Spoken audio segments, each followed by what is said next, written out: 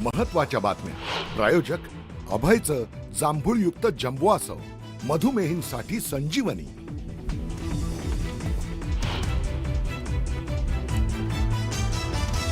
जातीपातीचं, धर्माचं गलिच्छ राजकारण नको वाटतं. धनंजय मुंडेंचं वक्तव्य. मुंडेंच्या वक्तव्यानं निवृत्तीच्या चर्चांना उधाण.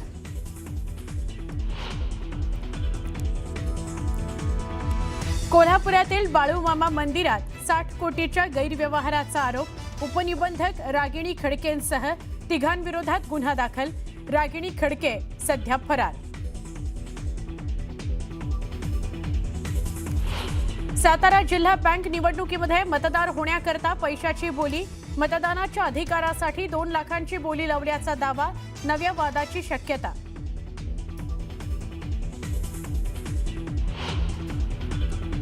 भिवंडीला मुसळधार पावसानं झोडपलं. तीनबत्ती परिसरामध्ये साचलं गुडघाभर पाणी. जळगाव जिल्ह्यातील गिरणा धरणातून विसर्ग. पिलखोड, सायगाव, ऋषीपांथा इथले पूल पाण्याखाली.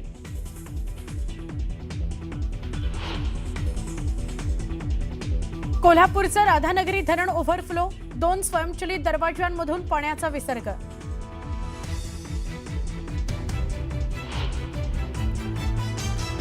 महिला कुस्तीपटू आरोप प्रकरणातून ब्रिजभूषण सिंह यांची निर्दोष मुक्तता. दिल्लीच्या राऊज एव्हेन्यू कोर्टाकडून निर्दोष मुक्तता.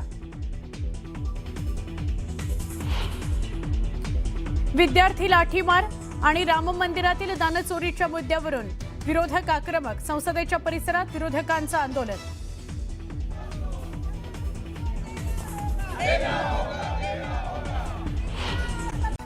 नमस्कार. बुलेटिनची सुरुवात काही महत्त्वाच्या घडामोडींनी. यामध्ये पहिलं एक राजकीय वक्तव्य. राजकीय नेत्याचं हे वक्तव्य चर्चेत आलेलं आहे. तो नेता आहे धनंजय मुंडे. धनंजय मुंडे यांनी बीडमध्ये केलेलं वक्तव्य राजकीय वर्तुळात खळबळ उडवून गेलं. सध्याच्या राजकारणावर त्यांनी भाष्य केलं आणि थेट राजकारणातील परिस्थितीवर नाराजी नोंदवली. आज आपण पाहतोय की कशा पद्धतीचं राजकारण सुरू आहे. अशा राजकारणामध्ये माझ्यासारख्यालाही वाटतं की खरंच या जातीपातीच्या, धर्माच्या गलिच्छ राजकारणात राहावं की नाही राहावं. धनंजय मुंडेंच्या या वक्तव्यामुळे चर्चा सुरू झाल्यात. अनेकांच्या भुवया उंचावल्यात. बीडच्या माजलगावमध्ये लोकशाहीर अण्णाभाऊ साठे यांच्या सार्वजनिक जयंती कार्यक्रमामध्ये ते बोलत होते. आज आपण पाहतोय की कशा पद्धतीचं राजकारण चालू आहे. अशा राजकारणामध्ये माझ्यासारख्या व्यक्तीलाही वाटतंय की खरंच आज ज्या पद्धतीचं राजकारण चाललंय, जाती पाती धर्माचं, अशा जाती पाती धर्माच्या इतक्या गलिच्छ पातळीला पोहोचलेल्या राजकारणात आपण राहावं का नाही.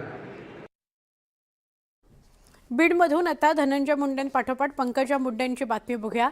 जसा समृद्धी महामार्गावर एक्झिट असतो तसा माझ्याही राजकारणामध्ये एक्झिट आहे, असं वक्तव्य मंत्री पंकजा मुंडेंनी केलंय. या चर्चांमुळे खूप राजकीय घडामोडी घडतील असं वाटतंय. दरम्यान बीड परळी महामार्गाच्या दुरवस्थेवर त्या भाष्य करत होत्या. त्यावेळी पुन्हा भावनिक विधान त्यांनी केलं. रिटायर व्हावं असं वाटतं, पण जनतेचा उत्साह बघून नव्यानं उभारी येते असं त्या म्हणाल्या. पंकजा मुंडेंच्या या विधानामुळे चर्चेला उधाण आलेलं आहे.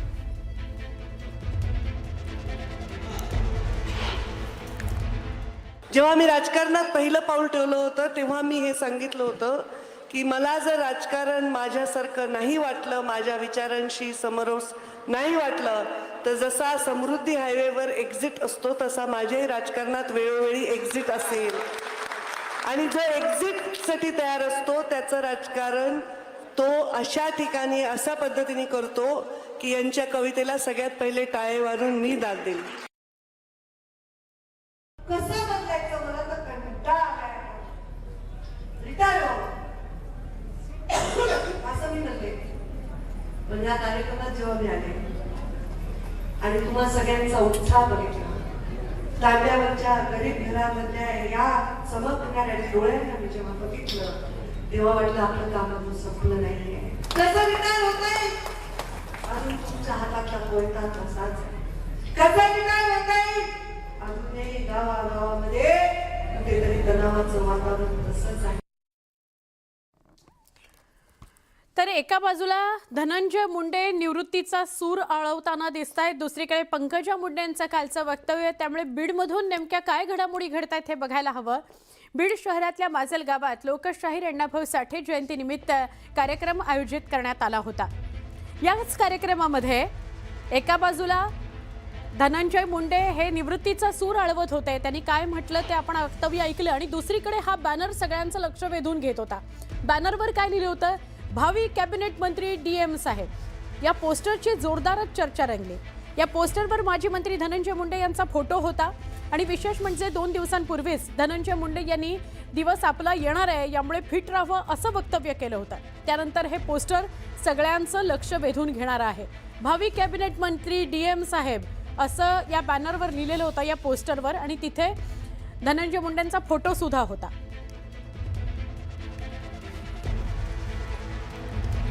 सोलापूरचे पालकमंत्री जयकुमार गोरे यांनी पुन्हा एकदा उद्धव ठाकरेंवर घणाघाती टीका केली. देवेंद्र फडणवीसांचा आशीर्वाद आपल्यासोबत आहे, त्यामुळे अनेकांची दुकानं बंद होत आहेत.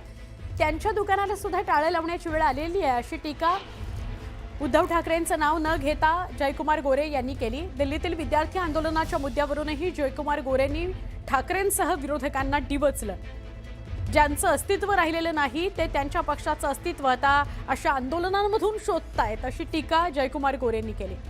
कुणी कितीही देव पाण्यात ठेवू द्या, देव काही पावणार नाही. भाजपचं सरकार पुढचे किमान 20-25 वर्ष तरी काही हलत नाही, असं वक्तव्य गोरेंनी केलं.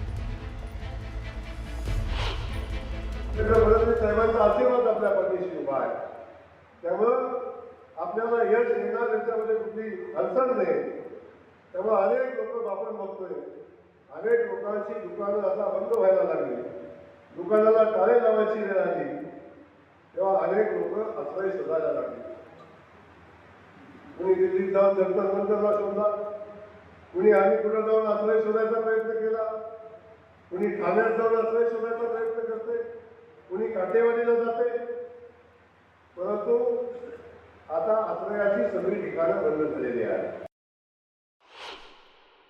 देशाचं नेतृत्व नरेंद्र मोदीजी करताय.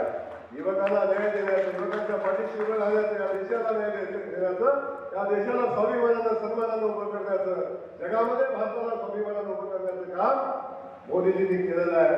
आणि ह्या देशातला युवक हे सगळं जाणून आहे. तेव्हा कुणी किती सांगू द्या, कुणी किती देव पाण्यात ठेवू द्या, देव काय पावणार नाही. आणि भारतीय जनता पक्ष मोदीजी अजून काय 25 वर्ष हटणार नाही. आता धाराशिव जिल्ह्यामधूनच नाही तर बुलढाणा, अमरावती, अकोला या जिल्ह्यांमधून सुद्धा कुठूनही कामाकरता मला फोन येतात, असं वक्तव्य केलंय खासदार ओमराजे निंबाळकर यांनी.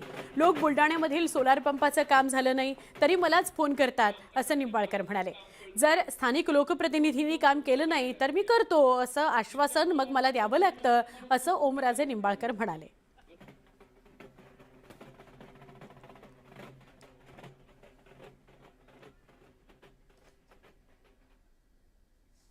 आपल्या जिल्ह्याच्या बाहेर सुद्धा गेल्यावर माझं नाव निघतं. त्याचं कारण असं आहे की बुलढाणा, अमरावती, अकोला कुठून बी असू दे, आता काय झालंय, काम करणाऱ्याच्या मागं जसं काम पळतंय तसं तिकडून फोन करून मला सांगायला लागले. ते आता तिथल्या सोलारचा पंप नाही मिळाला तर मला फोन करून सांगायला बुलढाण्यात. पण मी काय लय राग मानून घेत नाही बाबा, ठीक आहे.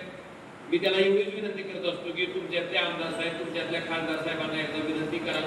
जर त्यांनी नाही जायचं तर 100% ओमराजे तुमचं काम करायला त्या ठिकाणी उपलब्ध असणार आहे. त्याच्या बाबतीत कुठलंही बाळगू नका.